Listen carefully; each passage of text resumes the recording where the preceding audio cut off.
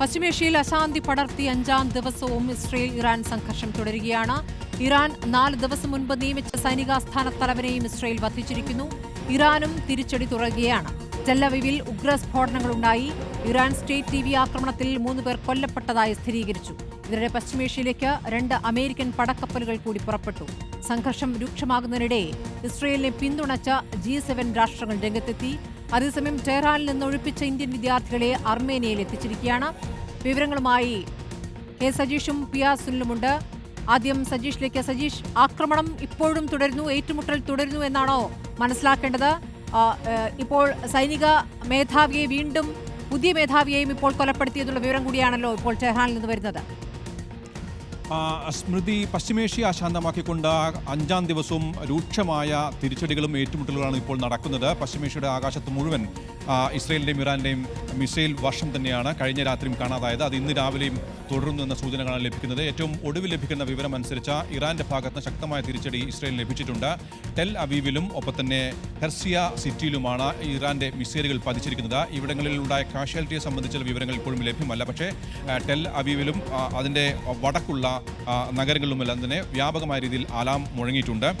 നിരവധിയിടങ്ങളിൽ സ്ഫോടന ശബ്ദം കേട്ടതായതാണ് വൈനെറ്റ് എന്ന ഇസ്രയേലിൻ്റെ വാർത്താ ഏജൻസിയും റിപ്പോർട്ട് ചെയ്യുന്നത്.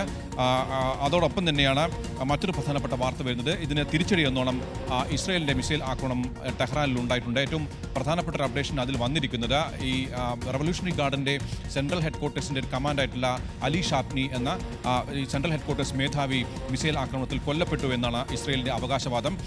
ഇത് കഴിഞ്ഞ ആഴ്ച ഈ സെൻട്രൽ ഹെഡ്ക്വാർട്ടേഴ്സിൻ്റെ മേധാവിയായിരുന്ന അലി റാഷിദ് എന്ന ആളെ നേരത്തെ ഇസ്രയേൽ വധിച്ചിരുന്നു. അതിന് പകരമായിട്ടാണ് ഒരാഴ്ച മുമ്പ് ഈ പുതിയ അലി ഷാപ്നി എന്ന കമാൻഡർ ചുമതലയേറ്റത്. അദ്ദേഹത്തെയുമാണ് ഇപ്പോൾ ഇസ്രയേൽ കൊലപ്പെടുത്തിയിരിക്കുന്നത്.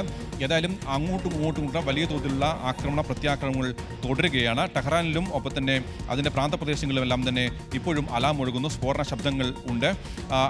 ഈ യുദ്ധഭീതി അല്ലെങ്കിൽ സംഘർഷ ഭീതി കൂട്ടിക്കൊണ്ട് അമേരിക്കയുടെ പടക്കപ്പലുകൾ ഇപ്പോൾ പശ്ചിമേഷ്യ കേന്ദ്രീകരിച്ച് പേർഷ്യൻ കടലെടുക്ക് ഗൾഫ് പേർഷ്യ കേന്ദ്രീകരിച്ചുകൊണ്ട് നീങ്ങിയിരിക്കുകയാണ്. ഇന്നലെ 2ഉം ഇന്ന് 2ഉമായിട്ട് മൊത്തം 4 പടക്കപ്പലുകൾ ഇസ്രയേലിൻ്റെയും ഒപ്പം തന്നെ ഇറാൻ്റെയും ഭാഗങ്ങളിലേക്കാണ് നീങ്ങിക്കൊണ്ടിരിക്കുന്നത്. അമേരിക്ക വളരെ ഡയറക്റ്റായിട്ട് ഈ യുദ്ധത്തിൽ ഇടപെടുമെന്ന് ഇതുവരെ വ്യക്തമാക്കിയിട്ടില്ല. പക്ഷേ എന്തെങ്കിലും സാഹചര്യം വന്നു കഴിഞ്ഞാൽ ഇടപെടാനുള്ള ഉദ്ദേശം തന്നെയാണ് അമേരിക്കയ്ക്കുള്ളത്. G7 ഉച്ചകോടി കഴിഞ്ഞ ദിവസം ഇസ്രയേലിനെ പിന്തുണ അർപ്പിച്ചുകൊണ്ട് സമാപിച്ചിരുന്നു. അതിന് ഉച്ചകോടി സമാപിക്കുന്നതിന് തൊട്ട് മുമ്പാണ് ഡൊണാൾഡ് ട്രംപ് അതിൽ നിന്ന് പിൻവാങ്ങി അമേരിക്കയിലേക്ക് പോയത്. അവിടെ അദ്ദേഹം ഒരു വാർ റൂം തുറക്കാൻ വൈറ്റ് ഹൗസിന് നിർദ്ദേശം നൽകിയിട്ടുണ്ട്. ഈ വാർ റൂമിലിരുന്ന് കൂടുതൽ നടപടികളിലേക്ക് അദ്ദേഹം കടക്കുമെന്നാണ് ആലോചന. ഏതായാലും ലോകരാജ്യങ്ങൾ ഈ സംഘർഷം അവസാനിപ്പിക്കാനുള്ള ശക്തമായ സമ്മർദ്ദം G7 ഇപ്പോൾ ഇസ്രയേലിന് പൂർണ്ണ പിന്തുണ നൽകുന്നു എന്ന വാർത്ത കൂടിയുണ്ടല്ലോ. ഇപ്പോൾ ഇസ്രയേലിൻ്റെത് പ്രതിരോധമാണ് എന്ന രൂപത്തിലാണ് G7 രാജ്യങ്ങളുടെ പ്രതികരണം. അറബ് രാഷ്ട്രങ്ങളുടെ പുതിയ പ്രതികരണം വരുന്നോ? ഇതിൽ ലോകരാജ്യങ്ങൾ ഒരുപക്ഷെ 2ആയി തിരിഞ്ഞു എന്ന് പറയേണ്ടി വരും. അമേരിക്കയും G7 രാജ്യങ്ങളും ഇസ്രയേലിന് പൂർണ്ണ പിന്തുണ അർപ്പിക്കുകയാണ്. കാനഡയിൽ നടക്കുന്ന G7 ഉച്ചകോടി കഴിഞ്ഞ ദിവസം ഇസ്രയേലിന് അനുകൂലമായി പ്രമേയം പാസാക്കിയിരുന്നു, അല്ലെങ്കിൽ ഇസ്രയേലിന് അനുകൂലമായ നിലപാട് സ്വീകരിച്ചിരുന്നു.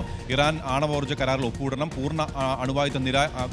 പൂർണ്ണമായും ആണവ വിമുക്തമാകണം എന്ന ഒരു നിലപാടാണ് G7 സ്വീകരിച്ചത്. അമേരിക്ക നേരത്തെ തന്നെ നമുക്കറിയാം ഇസ്രയേലിനൊപ്പമാണ്. എന്നാൽ അറബ് രാജ്യങ്ങൾ ഏറെക്കുറെ GCC രാജ്യങ്ങളെല്ലാം തന്നെ ഇറാനൊപ്പമാണ്. ഇറാന് എതിരെയുള്ള ആക്രമണം ഏകപക്ഷീയമാണ് എന്ന് പറഞ്ഞിട്ടുണ്ട്. തുർക്കി കഴിഞ്ഞ ദിവസം ഇസ്രയേലിന് മുന്നറിയിപ്പ് നൽകിയിട്ടുണ്ട്.